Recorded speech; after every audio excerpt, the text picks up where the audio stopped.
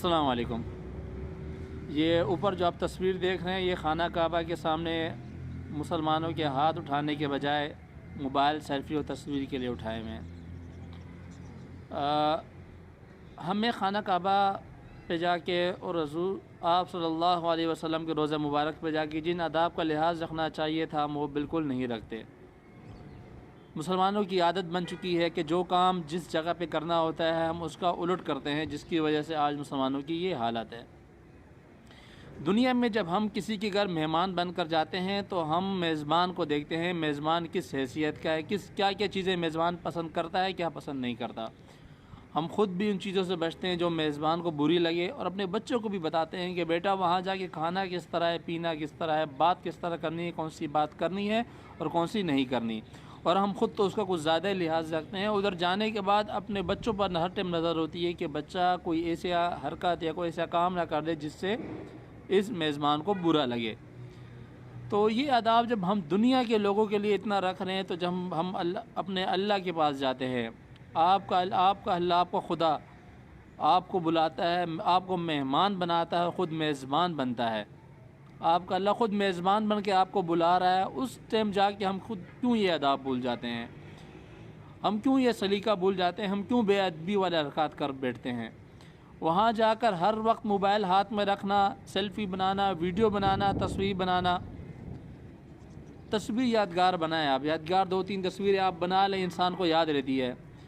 لیکن ہر ٹائم تو ساتھ چکر لگانا طواف کے اور ہاتھ میں موبائل رکھنا، پوری ویڈیو بنانا، یہ ادب کے خلاف ہے۔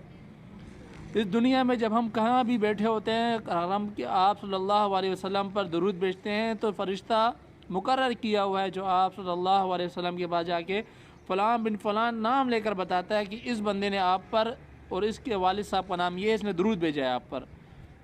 جو حضرات حج اور عمرہ کرنے جاتے ہیں یہ تو آپ صلی اللہ علیہ وسلم کے روضہ مبارک کے کتنے قریب کھڑے ہوتے ہیں، وہاں جا کر بھی ہم موبائل نکال لیتے ہیں، وہاں جا کر بھی ہم سیلفیاں نکالنا شروع کر دیتے ہیں، آداب کا لحاظ نہیں رکھتے۔ کیا ہم نے آپ صلی اللہ علیہ وسلم کے زمانے میں صحابہ کرام کے طریقہ کار کو نہیں دیکھا، نہیں پڑھا؟ کہ آپ صلی اللہ علیہ وسلم کے بعد صحابہ کرام جب مجالس میں آتے تھے تو کن آداب کا لحاظ رکھتے تھے؟ کن آپ صلی اللہ علیہ وسلم کے بعد جب حضرت عثمان غنی رضی اللہ تعالیٰ عنہ تشریف لاتے تھے تو دامن سمٹ کر بیٹھا کرتے تھے۔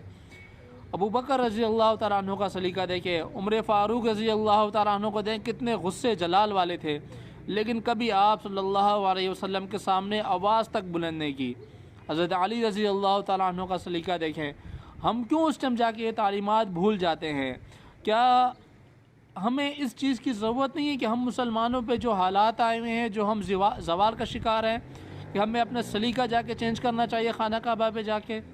ہم خانہ کعبہ کے طواف کرتے ہوئے پورا خانہ کعبہ کے حج اور عمرہ کے ایام میں کتنے لاکھوں کروڑوں مسلمان اللہ تعالیٰ سے ایک ہی دعا کر رہے ہوتے ہیں، یا اللہ مسلمانوں کے حالات پہ رحم فرما۔ ہمارے فلسطین کے بھائیوں کی حالت دیکھیں، شام کے بھائیوں کی حالت دیکھیں، کیا ظلم نہیں کیا گیا ان پہ، لیکن ہم پھر بھی بے حسی میں پڑے ہوئے ہیں۔ ہم کتنے لوگ جا کے دعائیں کرتے ہیں پھر بھی اللہ کی رحمت متوجہ نہیں ہوتی ہم پہ۔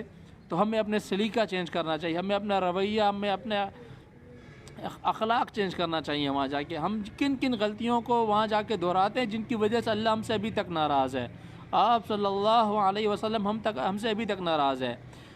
تو یاد رکھیں کہ جب بھی خانہ کعبہ حج کے لیے جائیں، عمرے کے لیے جائیں، تو علماء کرام سے سلیقہ سیکھ کے جائیں کہ کن آداب کا ہمیں لحاظ رکھنا چاہیے، کیا کام کرنے چاہیے اور کیا کام نہیں کرنے چاہیے۔ اور جب علماء کرام ہمیں بتائیں تو ہمیں وہ کام اسی طرح کرنا چاہیے۔ 15 دن 20 دن اپنے اوپر جبر کریں، اپنے نفس پر جبر کریں۔ جب ہم دنیا میں کسی بادشاہ اگر ہمیں کوئی بلاتا ہے، بادشاہ وزیر اعظم آج کوئی ہمیں بلا لے، تو ہم اپنے کپڑوں کا، اپنے گھڑی کا، اپنی ہر چیز کا اتنا لحاظ رکھتے ہیں کہ 2-3 دن پہلے سے پلاننگ بنائی ہوتی ہے، کیا پہن کر جانا ہے، کیا بات کرنی ہے، کیا بات نہیں کرنی، یہاں تک کہ گھر میں پریکٹس کر کے جاتے ہیں کس سلیقے سے بیٹھنا ہے۔ جو پورے جہانوں کا بادشاہ ہے وہ ہمیں بلا رہا ہے، اس کے پاس پیشی ہے ہماری، اس کے پاس حاضری ہے، وہ بے نیاز ہے، وہ ہم سے کچھ نہیں مانگتا۔ وہ بولتا ہے اگر تم مجھ سے نہیں، وہ کہتا ہے کہ اگر مسلمان مجھ سے نہیں مانگتا تو میرا رب ناراض ہوتا ہے۔ ایسا عظیم بادشاہ ہے ہمارا، اس کے پاس ہم جاتے ہیں اور ہم سلیقہ بھول جاتے ہیں۔ ہم کوئی تیاری بھی نہیں کرتے، منہ اٹھایا اور جا کے جس سلیقے سے بیٹھے اور جا کے بات کرنا شروع کر دی ہم نے۔ ہمیں توجہ دینی چاہیے اس پر، ہمیں اپنے اخلاق پر توجہ دینی چاہیے۔ وہاں جا کن ہم ہلکی سی باتوں پہ غصہ ہوتے ہیں۔ حج اسود جس کو دور سے بھی استلام کیا جا سکتا ہے، ہم مسلمان وہاں جا کے زور آزمائی کر رہے ہوتے ہیں۔ جو جتنا طاقتور ہوتا ہے وہ اتنا جا کے حج اسود کو چومتا ہے، جتنی مرتبہ جا کے ایک قسم کی بدماشی دکھاتا ہے، اپنا جا کے زور آزمائی کرتا ہے، لوگوں کو دھکیلتا ہے پیچھے۔ اور حج اسود کو آپ دور سے استلام بھی کر سکتے ہیں، لیکن ہم نے مسلمانوں کو تکلیف دینی ہوتی ہے کہ آپ لوگوں کے سامنے آپ صلی اللہ علیہ وسلم کی حدیث مبارک نہیں ہے کہ مسلمان وہ ہے جس کے ہاتھ اور پاؤں سے دوسرا مسلمان محفوظ رہے۔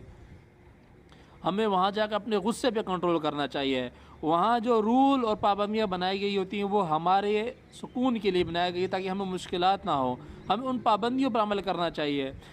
یہ جائے کہ ہم اپنے دل کی بات مانیں، جو ہمارا دل کہے ہم اس کی طرف جائیں، تو اس سے بد امنی بھی پیدا ہوتی ہے اور اللہ تعالیٰ بھی ناراض ہوتا ہے، آپ صلی اللہ علیہ وسلم بھی ناراض ہوتے ہیں۔ ہم وہاں جا کر اللہ سے، اللہ کا نبی کا نام دے کر ان کے واسطے سے اللہ سے دعا کریں، یا اللہ ہمارے مسلمانوں کے حال پہ رحم فرما، مسلمانوں کے حال پہ رحم فرما۔ شام کے مسلمانوں کے لیے دعا کریں، کشمیر کے مسلمانوں کے لیے دعا کریں، فلسطین کے مسلمانوں کے لیے دعا کریں، خاص طور پاکستان کے مسلمانوں کی دعا کریں۔ السلام علیکم۔